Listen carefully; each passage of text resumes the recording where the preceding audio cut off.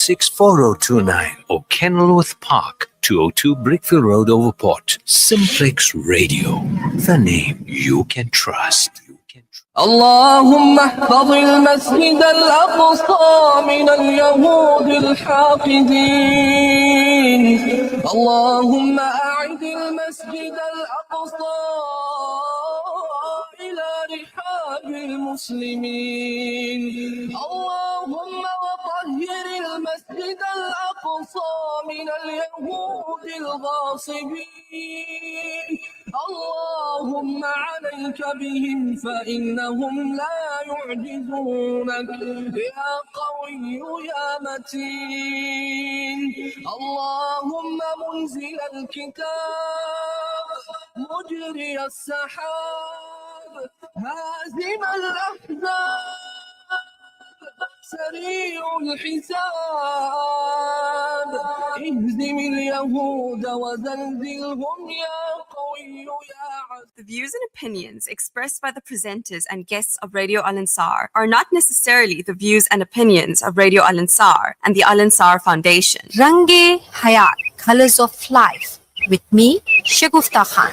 Be inspired and stay informed in this fun-filled lifestyle show with Shagufta Khan. Discussing inner and outer beauty with opportunities to win lots of prizes every Monday from 1:30 to 2 p.m. Bismillahirrahmanirrahim. Assalamu alaikum wa rahmatullahi wa barakatuhu. Radio Al Ansar FM 90.4, 105.6. Shagufta Khan is here with the program Range Hayaat, Colors of Life. And as we know that today is my topic on the Facebook was there. People were asking me questions that what does the cripple mean, that how we can make our children cripple if we don't look after them. So today we can see that 12 to 13 years, even younger that, younger children, they get thoroughly bored. They have seen the cosmos through their screens. All the time on this, they just know everything by information. Not by exploration, not by experience. This is the dangerous trend.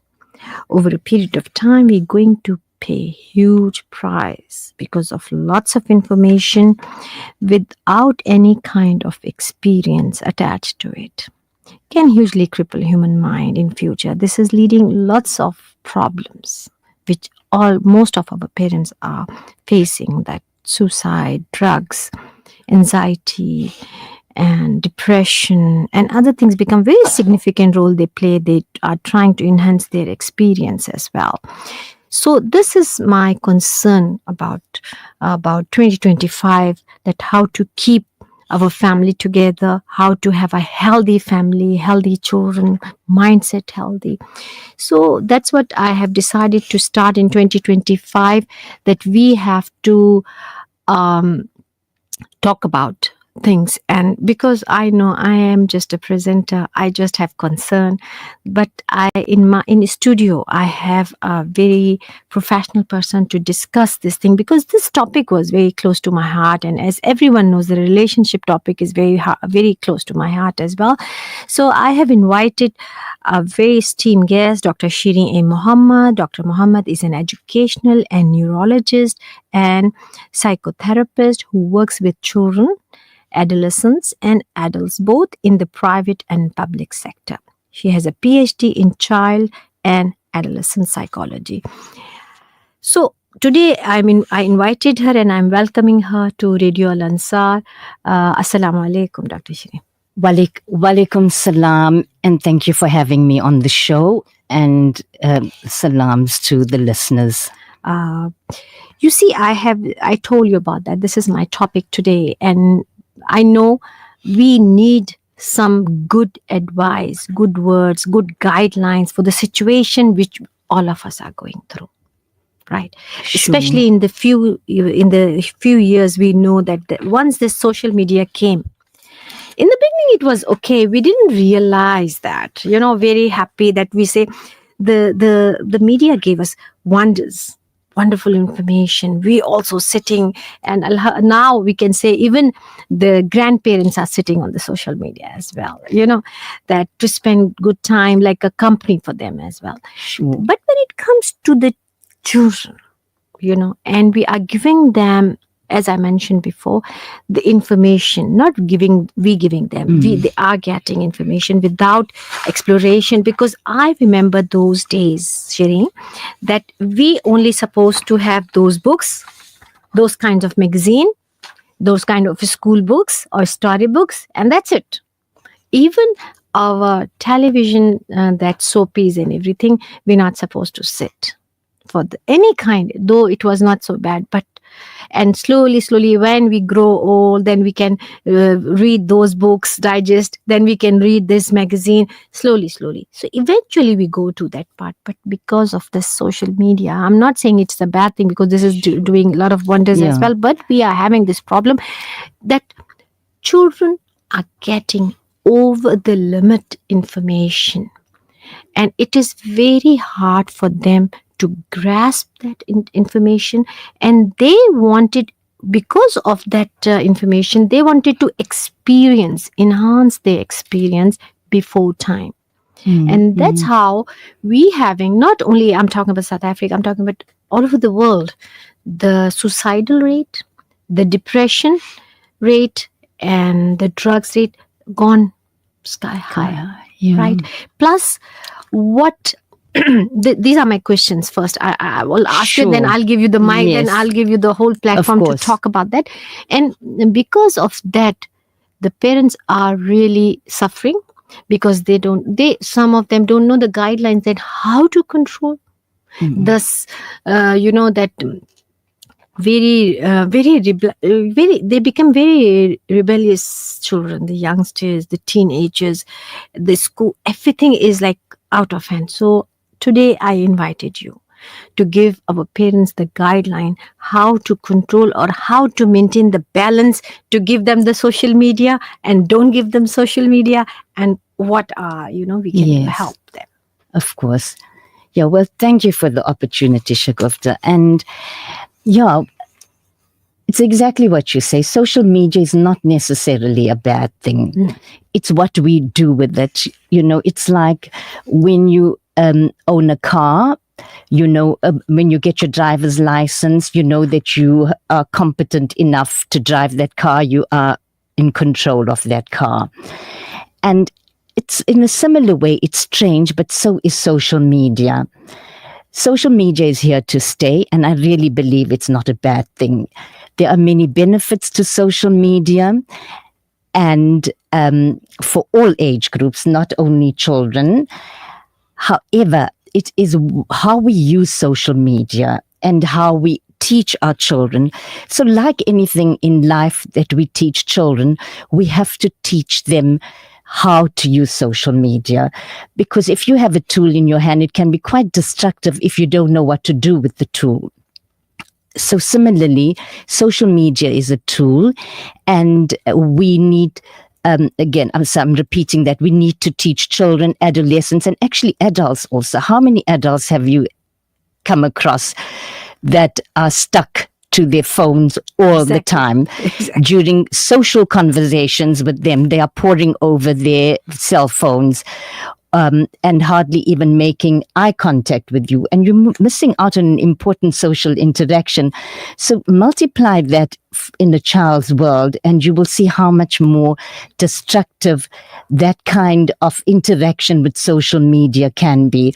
So it's about being sensible about what you watch. The thing is, I can't even keep up with the different types of platforms that emerge. I know when my children were teenagers, towards the end of their teen years, something like Mixit came out, and we as parents were all in a frenzy about what this is going to do. But sensible use and guidance to children is what helped us pave that pathway. So one needs to be aware, and it's parental responsibility to find out as much as they can about different social media platforms. And also consider that children, whenever you work with children, all through the lifespan, you look at developmental phases of children. For example, if we look at screen time, there are clear guidelines, and the ones that I really like about the American Pediatric Association that sets out clearly, for example, that children under 2 years of age should not be exposed to any screen time.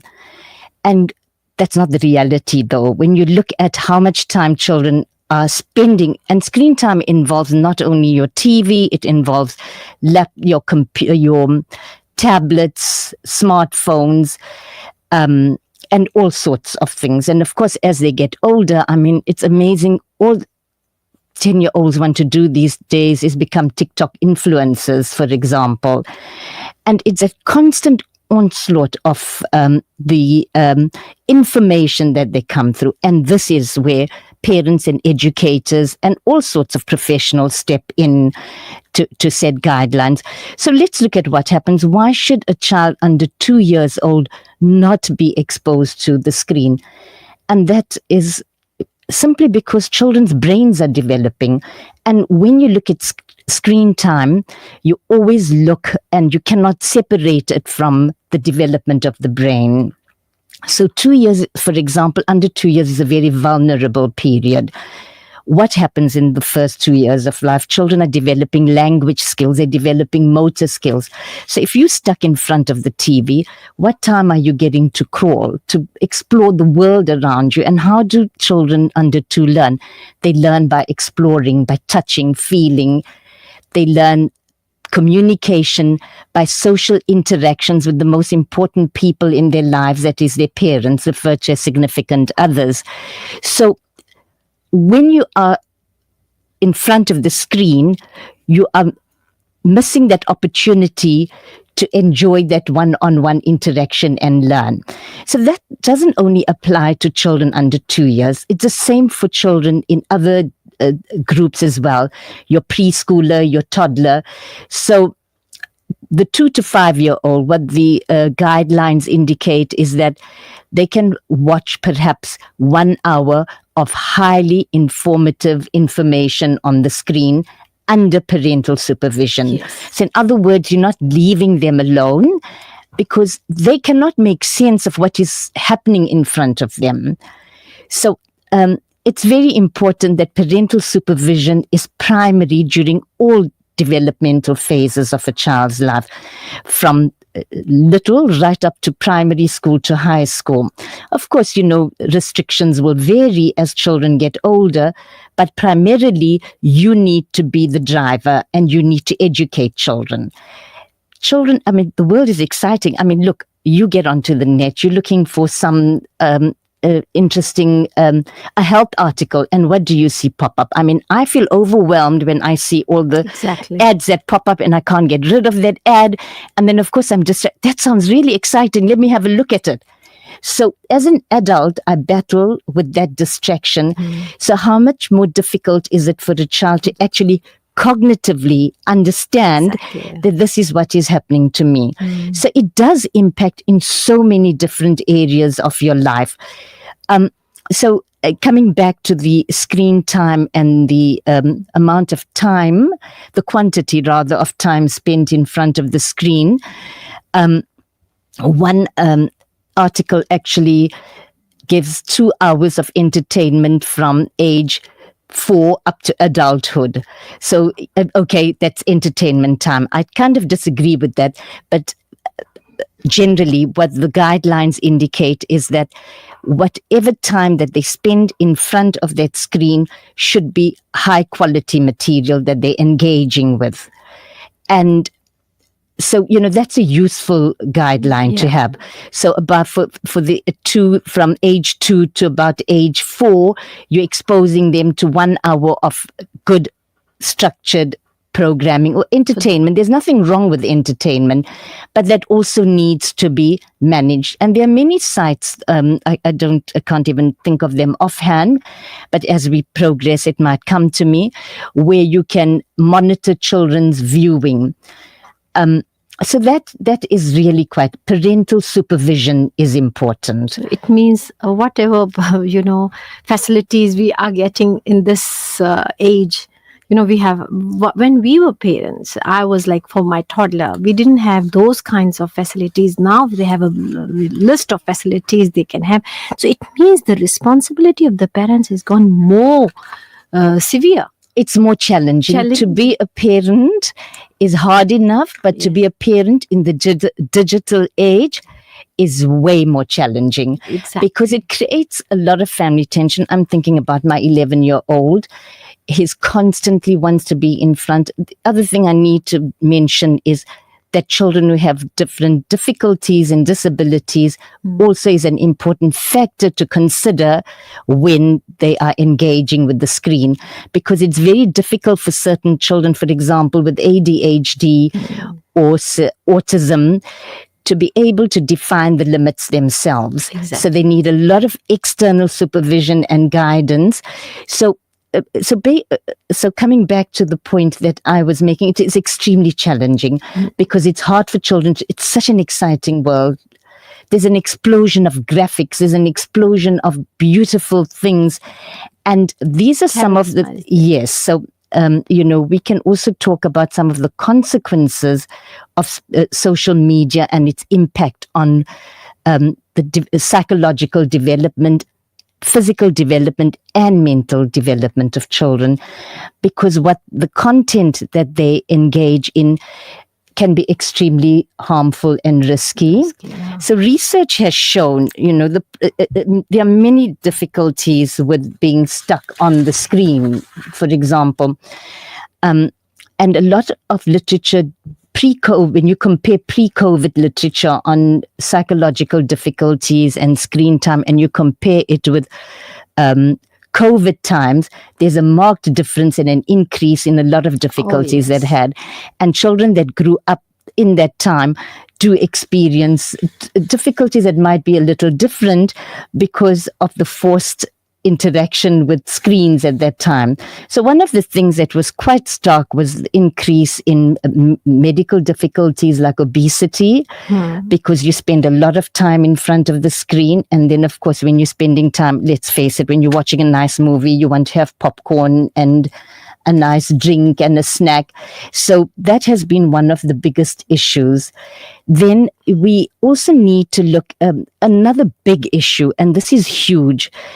It affected sleep schedules a lot during COVID, but coming back to post-COVID, it's also the same difficulty. Exactly. Because children tend to watch, and we've just been through a holiday, and you've talked about boredom, and there's a lot we can talk about that. Because nowadays, we didn't hear the word, I'm getting bored, mom. Yes. But now I got shocked that 4-5 years old children can tell their parents that I'm bored now. Yeah.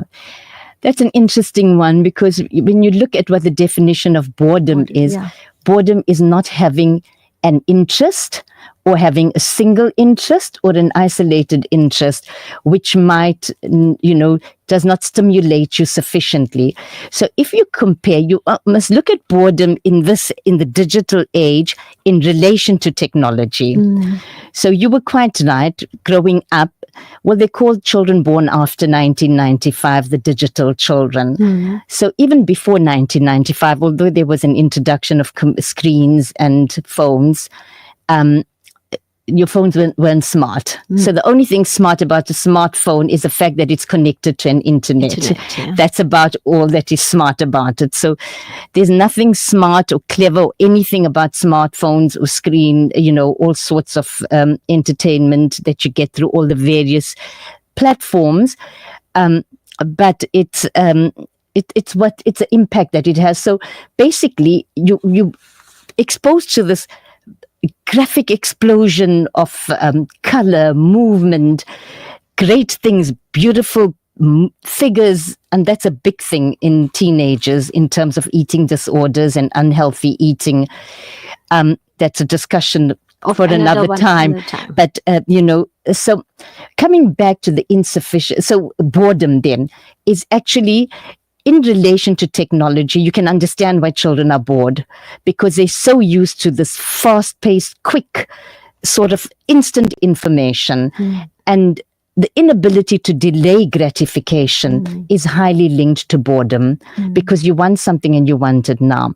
However, I must say that one needs to distinguish between ordinary boredom and chronic boredom, because chronic boredom is a sign of, difficulties, not necessarily a pathology, but it is linked to deeper issues of well-being. But when you talk about just general boredom amongst children, especially during the holidays that have just passed, it's also because parents themselves can need to take a lot of blame, because we constantly want to fill our child's lives with entertainment. And this is screen time. Screen time is all about entertainment. Very nice point. While and this is where I feel screen time, social media is really important, because there's so much you can learn. There is a lot of educational material out there, and well-meaning websites. Yeah. But we're talking about Extremes. we're talking about entertainment per se, that has created a certain level of expectation. So we need to be constantly occupied, not with doing things that are meaningful, but just being exposed to passive viewing. And also just wherever you go, for example, when we go out to play area with my grandchildren, I find it appalling that they have a TV there. I'm happy when they have blocks and they have play material, because that's what, outdoor equipment, because that's what children need. So sitting passively in front of a TV encourages a lot of difficulties. For example, the physical inactivity. So boredom, get children to start doing some physical activity, for example. And boredom is not necessarily a bad thing. Boredom is an emotion, just like happiness, sadness, etc. But because we want to create happiness for our children, we don't allow them to create happiness, to find happiness. Happiness is temporary, joy is lasting, and you get joy from things that you actually are engaged in. So in the days gone by, when you didn't have screen, influx of screen options. I call it options. I mean, from TikTok to this to that, it's unbelievable. So you were forced to find things to do. I remember growing up, drawing up agendas for what we're going to do for the holiday. Exactly. Week 1, we're going to do this, we're going to go here, we're going to prepare this sort of thing. So you taking control, you taking charge of how you want to spend your time. You're not allowing a screen to dictate to you what to do. Exactly. So always, I look at boredom today in the digital age in relation to technology. So you want something. I mean, now you want to, with all the power of online buying, children don't ask today, can we go to the shop to get this? It's, can I order this online? I've just seen this. Look at this advertisement. So that is also a huge factor. The advertising influence on, as adults, we get so easily influenced by advertising, whether it's health, or whatever, clothing, etc. It's there. So when your 11-year-old comes to you and says, "Oh, I saw this book. Can I buy it online?" It's so easy, we can order it. But this is the advertising that also influences. So there isn't. Children are not getting the opportunity to explore other ways of being, other ways of playing. So screen time has been huge in terms of social interaction. And like I said, it's not only for the under 2-year-old that it impairs social skills, but it impairs it right across the lifespan, even amongst adults. So there are many difficulties. For example, when I do intakes and look at background information, and you look at delayed language development, for example, it's very interesting to ask, how much TV or how much screen time does your child spend? And there's quite a good link between screen time and poor social skills in all age groups, and just generally acquiring the relationship skills. Okay. So because we have very limited time for this I program, realize I've been going. I just wanted to ask you towards the last time minutes of our program, that what kind of advice you are, because you are, during your conversation you did say that parents are blamed, and how we can work with that. And boredom is a kind of feeling, so we can let them bored, or what we can do. So can you give us some advice for our listeners? Yes, of course. So boredom. So how do you alleviate boredom in children? Again, it's not your total responsibility, but it is providing children with alternatives. And you need to be smart enough to plan depending on the child's age. So help them, get them involved in creating schedules, in creating things that they would like to do. So you have an agenda that is built with them. You're not forcing it on the child. So, for example, for little children, leaving raw material lying around can be good activity. And getting them to construct things at a very simple level for younger children. And even we can let them do the house chores as well, which our parents did it. We have to clean our cupboards. We have to do our, our clothing and shoes and this and that. Am I right or wrong? Absolutely. And now we don't tell them. They don't know. So you think, is this a good idea for the parents or the mothers to get all the children get involved, even for themselves as well, to in the, for cooking in kitchen, or in the all the arrangement in the houses? And they need to get involved. In fact, research shows that children who have household chores actually are better at problem solving in maths. Oh wow, that's a good thing. And boredom should be a springboard for creativity. So when I was talking about that chronic boredom, or when adults feel this inner sense of restlessness, I'm bored, but out of boredom grows a passion, and you can help children find that passion also. So there are a number of things they can do. They can start gardening projects, for example, with your middle school child, your primary school child. And when we look at environmental factors today, I think it is critical that they get involved in doing stuff like that. So TikTok is not always bad, but they could learn something from TikTok. Learn a sequence, learn some new. Like you mean we have to incorporate the interest of their own passion and like a creativity, and we can incorporate with the social media.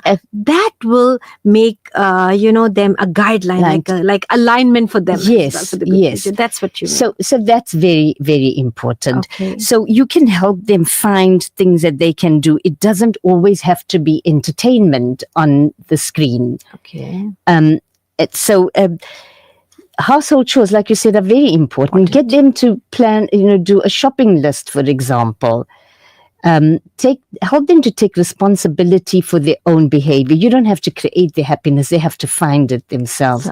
They have to find what they like, what they would like to develop in themselves. So help them source a talent. Very nice. Well, for example. Yes. Very, very nice. No matter how much we're talking, we say we have so much of time, but let me tell you, we have very less time, and the topic is very, very big, huge. We can talk hours and hours for that. And the person who's sitting next to me at Radio Lansar is a very highly educated person, Dr. Shiri A. Mohammed.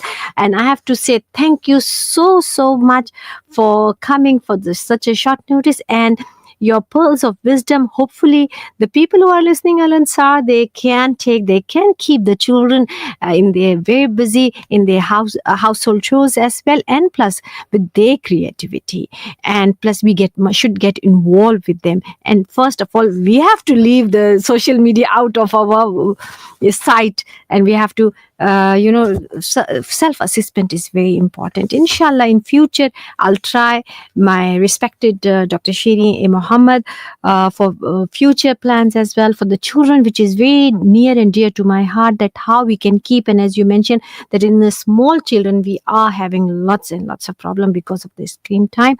I'm thanking you. Can you give the last words of your conversation? What would you like to say? I'd like to do that. And I just feel that I would err in my responsibility if I didn't actually give, and perhaps I'll do that as a conclusion, because like I said earlier, social media, internet, smartphones are here and to stay. They are part of our lives. Exactly. And again, we have to be responsible about it. And what we need to do is, as parents, we need to be really aware and keyed up and educated about what's out there so that we can protect our children from the onslaught of things and images that they are going to be exposed to on the internet. So it's not a bad thing. And like I said, you must be the master of the device, and you must not make it. You must be the master of the device. You mustn't let the device control you. And that's an important life lesson to give children. And perhaps we can have another session sometime with more structured guidelines for parents. I think it is really important. Really important for all of us. But shukran for having me on the phone, and shukran to the listeners. Thank you so much. This is the time for me to wrap up my program, Range Hayaat, with Dr. Shiri Muhammad. Inshallah ta'ala, next time we will, whenever I'll be able to call her, I will put the post on the Facebook. Ijazat chahti hu. Assalamu alaikum wa rahmatullahi wa barakatuh. Radio Al Ansar, 24/7, 365. Need reliable refrigeration for hire? Waterfront has you covered.